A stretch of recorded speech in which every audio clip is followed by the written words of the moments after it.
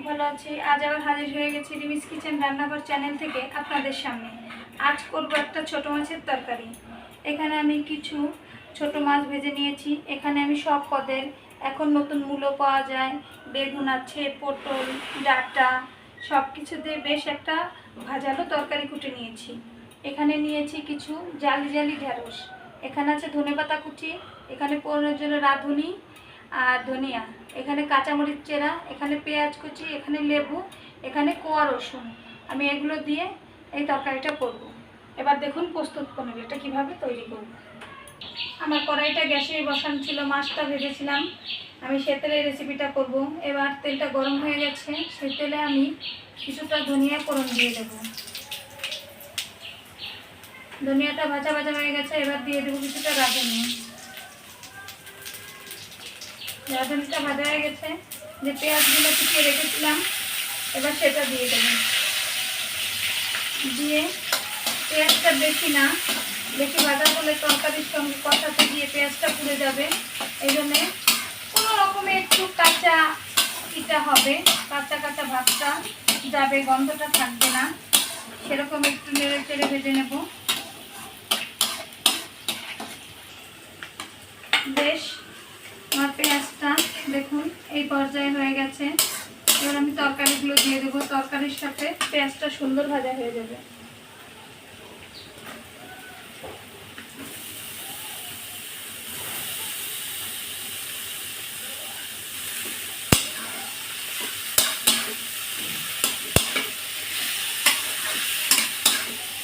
বেশ নেড়ে চেড়ে সুন্দর করে তরকারিটা ভেজে নেব। এবার দিয়ে দেব কাঁচা লঙ্কা ছিল,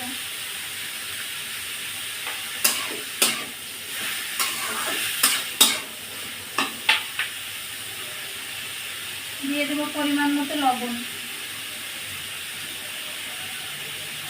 দিয়ে দেব পরিমাণ মতো হলুদ গুঁড়ো,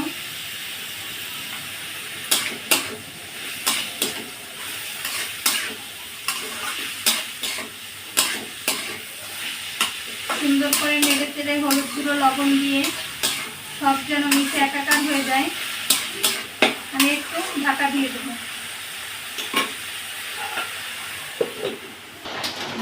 আমি ঢাকনাটা এবার তুলে নেব।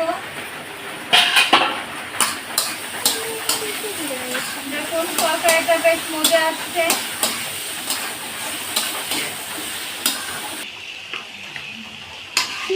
দেখুন আমার তরকারিটা সুন্দর মজে গেছে।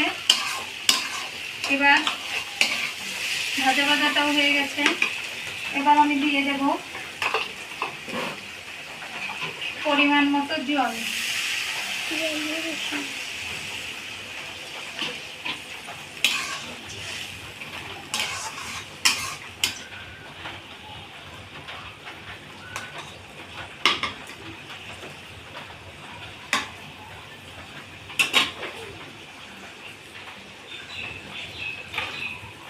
তারপরে দিয়ে দেব ঢেঁড়সগুলো, এরপরে দিয়ে দেব ধনেপাতা কুচি,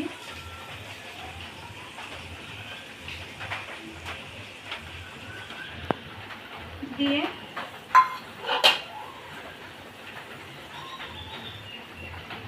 তারপরে রসুনের কোয়াগুলো ছড়িয়ে দেব।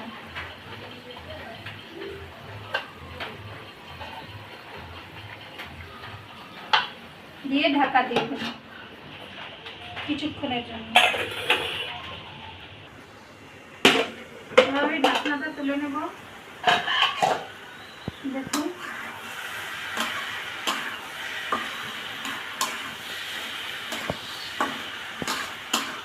এবার দেখে নেব ঢেঁড়সগুলো কেমন সেদ্ধ হয়েছে।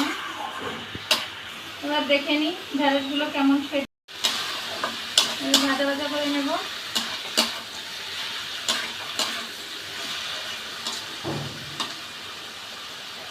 এবারে মাছগুলো দিয়ে দেবো।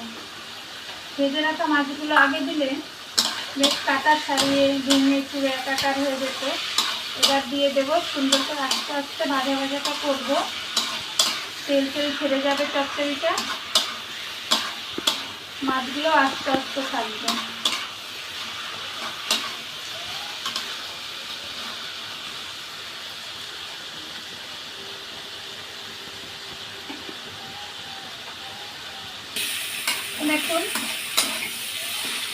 আমার ছোটো মাছের তরকারিটা হয়ে যাচ্ছে। এর আমি লাস্ট এক টুকরো লেবু, যে যেমন টকটা পছন্দ করেন তেমন দেবেন, হালকা একটু দিয়ে দিলাম।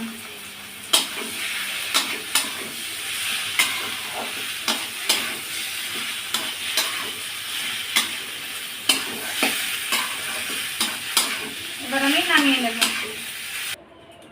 দেখুন আমার ছোটো মাছের তরকারিটা হয়ে গেছে। এভাবে আপনারা একদিন করে খাবেন, আশা করি খুব ভালো লাগবে। আর আপনাদের যদি ভালো লেগে থাকে প্লিজ আমাকে লাইক কমেন্ট করে জানাবেন। রিমিস কিচেন চ্যানেলটা সাবস্ক্রাইব করে আমার সঙ্গেই থাকুন। ধন্যবাদ সবাইকে।